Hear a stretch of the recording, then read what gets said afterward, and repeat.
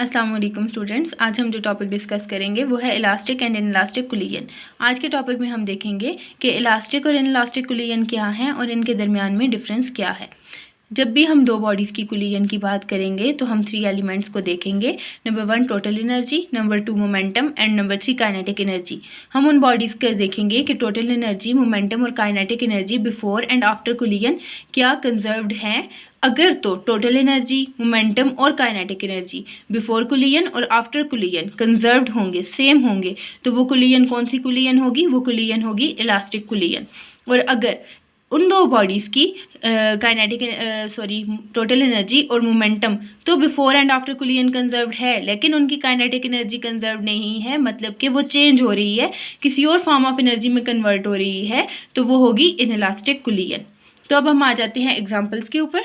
तो अगर आप बिलियर्ड बॉल्स या एयर मॉलिक्यूल्स की एग्जांपल देखें तो ये हमारे पास होती है इलास्टिक कुलियन। ठीक है, जब दो बिलियर्ड बॉल्स आपस में कोलाइड करती हैं तो उनकी बिफोर और आफ्टर कुलियन टोटल एनर्जी भी कंजर्व्ड रहती है, उनका मोमेंटम भी, और उनकी काइनेटिक एनर्जी भी क्या होती है? कंजर्व्ड होती है, मतलब कि उनकी काइनेटिक एनर्जी किसी दूसरी फॉर्म में कन्वर्ट नहीं होती।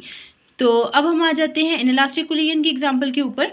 तो ये देखें, इस एग्जांपल से हम लोग दोनों का कंपैरिजन करते हैं, इलास्टिक कुलियन का भी और इनइलास्टिक कुलियन का भी। अगर आप एक सर्टेन हाइट के ऊपर से एक बॉल को ड्रॉप करें तो जब वो बॉल ग्राउंड के साथ कोलाइड करेगी, अगर आफ्टर कुलियन वो बॉल वापस उसी पॉइंट तक, उसी हाइट पे आ जाती है, उसी पॉइंट के ऊपर जहाँ से आपने उसको ड्रॉप किया था, तो वो होगी इलास्टिक कुलियन। लेकिन अगर आपने उस बॉल को यहाँ से ड्रॉप किया किसी सर्टेन पॉइंट से और उसने ग्राउंड के साथ कोलाइड किया और आफ्टर कुलियन उसकी हाइट पहले वाली हाइट से क्या है? कम, मीन्स से जिस पॉइंट से आपने फेंका अब वो उस पॉइंट से कहीं नीचे आके रुक रही है, वापस ऊपर आ रही है लेकिन उस पॉइंट से थोड़ी नीचे, मतलब जो दूसरी दफ़ा हाइट आई है हाइट 2 वो क्या है? हाइट 1 से कम है। तो इसका मतलब कि ये जो कुलियन होगी ये कुलियन होगी इनइलास्टिक कुलियन।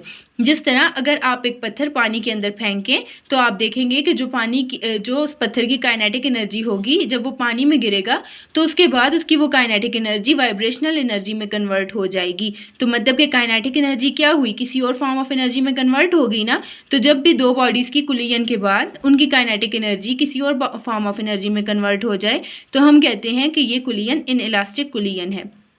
तो ये था स्टूडेंट्स हमारा आज का टॉपिक। आई होप आपको समझ आई होगी। Thank you for watching. अस्सलाम वालेकुम।